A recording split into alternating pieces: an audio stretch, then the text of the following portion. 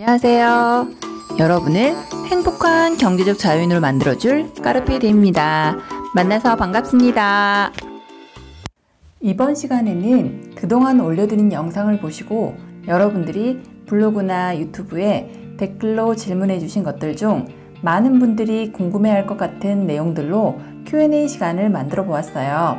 함께 보실까요? 첫 번째 질문입니다. 그렇죠. 부부가 경제적 자유를 꿈꾸고 함께 하면 정말 좋죠. 더할 나위 없이 이상적이긴 하죠. 저도 코칭을 하다 보면 부부가 함께 재테크하는 분들을 보면 부러워요. 근데 딱 거기까지. 부럽지만 어쩌겠어요. 남편을 바꿀 수도 없고 사람 쉽게 안 바뀝니다. 남편을 바꾸려고 애쓸 에너지를 재테크에 쓰시면 됩니다. 제 짝꿍님도 재테크에 관심이 전혀 없고요. 재테크의 지으자도 잘 몰라요. 결국 독박 육아보다 더 무시무시한 독박 재테크를 했어요. 혼자 하니 힘들고 같이 하는 사람도 보면 부럽겠지만 그거에 대해서는 아예 마음을 비우고 내가 할 수 있는 영역에서 최선을 다해서 열심히 하면 됩니다. 그리고 나중에 하나씩 증명해내기 시작하면 반대하던 남편도 협력자로 만들 수 있어요. 저희 집이 딱 그랬거든요. 한 가지 더 희망적인 건 대부분 가정이 다 그래요. 같이 하는 사람보다 배우자는 관심이 없거나 반대해서 혼자 애쓰는 우리 같은 동지들이 훨씬 많다는 사실에 힘내시길 바랍니다. 저는 장을 볼 때 장볼 리스트들을 작성해서 봐요. 그 이유는 3, 4일 먹을 장을 보기보다는 집에 이미 있는 참치, 캔, 건어물, 냉동실에 있는 음식을 완성할 수 있는 보조 재료들을 사기 위해서 장을 볼 때가 많아요. 예를 들어보자면 김치를 먹고 남은 것들을 김치찌개용으로 모아놓거든요. 그러면 어느 정도 모여서 김치찌개를 끓이려고 하면 찌개용 고기와 두부가 필요하잖아요. 그러면 찌개용 고기를 3, 4천 원이 아니라 좀 넉넉히 6천 원 정도 사고 두부도 한 모가 아닌 2모 정도를 사요. 그러면 고기 같은 경우는 한 번은 김치찌개 끓여 먹고 또 한 번은 집에 있는 야채와 버섯을 넣어서 제육볶음을 해줘요. 그럼 최소한 2끼 해결은 되는데 사실 김치찌개는 2끼 정도 먹게 돼서 3끼 정도 해결될 때가 있어요. 또 함께 산 두부는 한 번은 김치찌개 넣고 또 한 번은 두부 부침을 해주거나 두부 조림을 해주죠. 그러다 보니 장을 한 번 보면 일주일 이상 있다가 다음 장을 보게 될 때가 많아요. 식단 자체가 기본 반찬에다 메인 음식을 해서 먹는 스타일이다 보니 장 보기가 더욱 가벼울 수도 있어요. 그러니까 식단을 좀 정비해 볼 필요가 있어요. 어떤 느낌인지 감 오시나요? 네. 그 다음 세 번째 질문은 아이들 간식에 대해서 질문을 주셨는데요. 요즘 코로나 때문에 아이들이 집에 있다 보니 아이들 새끼 밥과 간식을 해주느라 고생 많으시죠? 그래서 제가 잘 싸먹는 간식 팁들을 준비해 봤어요. 저는 삼성카드 포인트를 이용해서 뚜레쥬르 빵집에서 식빵을 무료로 사와요. 무료로 가져오죠. 그 식빵으로 아이에게 다양한 토스트를 만들어주고 있어요. 계란 토스트, 꿀 토스트, 양파를 토마토 스파게티 소스에 가득 넣어서 피자 토스트를 만들어주기도 해요. 이때 5,500원 마법에서 나왔던 버섯을 함께 넣어줘도 좋고요. 양파하고 버섯을 넣으면 소스 양이 엄청 많아지기 때문에 꽤 여러 번을 만들어 먹을 수 있어요. 빵집에서 피자빵 하나 사주려고 해도 2,000원이 넘잖아요. 그런데 이 방법을 활용하면 더 좋은 재료로 몇 배는 많이 만들어줄 수 있어서 아이들 간식 준비하는데 훨씬 도움이 많이 될 거예요. 그 다음은 명절, 제사, 가족 행사에서 떡을 챙겨주시면 저는 거절 안 하고 다 받아옵니다. 명절에는 먹을 음식이 많으니 받아온 떡을 냉동실에 넣어놨다가 아이 간식뿐만 아니라 저희 디저트 음식으로 자주 활용을 해요.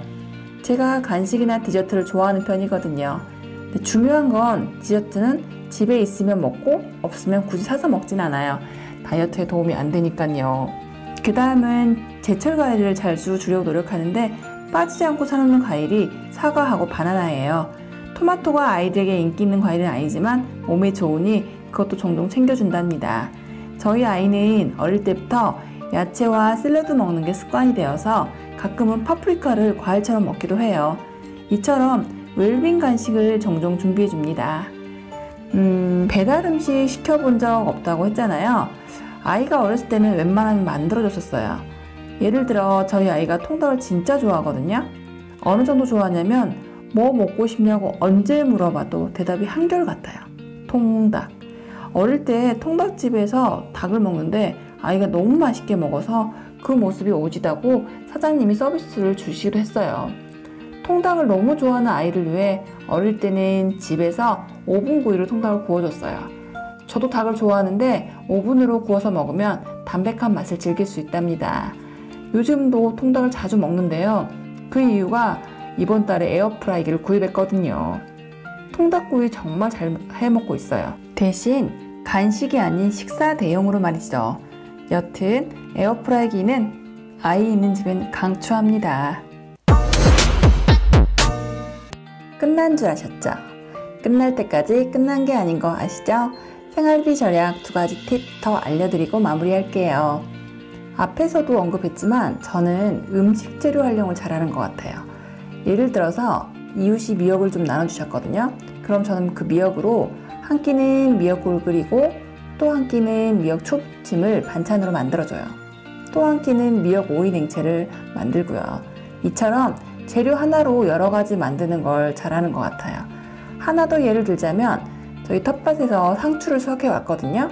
그럼 첫날은 기념으로 삼겹살이나 수육을 해 먹어요. 또 하루는 계란 후라이를 해서 가족들에게 야채 비빔밥을 해주죠. 이때 빨간색 양념을 고추장으로 할 때도 있고 묵은지를 잘게 다져서 넣을 때도 있어요. 맛이 완전 달라서 다른 음식이 됩니다.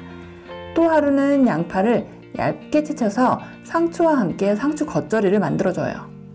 이렇게 어떤 재료가 주어지면 그것을 여러 번 나눠서 다양하게 요리를 해 먹으니 확실히 장 보는 비용이 덜 드는 것 같아요. 생활비 절약 되겠죠? 두 번째는 식탁에서 국을 없애라는 겁니다. 저는 결혼과 동시에 식탁에서 국을 없앴어요. 요리가 싫어서는 절대 아니고요. 국을 싫어하는 것도 절대 아니에요. 결혼 전까지만 해도 저도 국에 밥 말아서 먹어야 한 끼 든든하게 먹은 것 같았기 때문에 전혀 아니에요. 입맛 당기는 김치찌개에 밥 말아서 김이나 계란 후라이하고 먹으면 얼마나 꿀맛인데요. 그런데 왜 없앴냐고요? 그건 100% 건강 때문에 없앴어요. 더 정확히 말하자면 염분 섭취를 줄이려고요. 그 목적으로 국을 없앴는데요. 10년 정도 해보니까 정말 잘한 것 같아요. 식단이 맛있는 메인 음식 위주로 차려지게 되니까 요리 시간도 줄어들고 더 싱겁게 먹게 되고 확실히 더 건강 식단을 차리게 되더라고요. 국만 줄여도 건강에 도움이 많이 됩니다. 생활비 절약은 덤으로 주어지는 거고요. 저는 식단에서 국을 줄이거나 아예 없애는 걸 엄청 강추합니다. 10년 해보니 이점이 훨씬 많거든요. 오늘 영상은 여기까지입니다. 궁금한 점 있으면 계속 물어봐 주세요. 생활비 절약으로 강제저축을 늘리는 데 도움이 되셨길 바랍니다.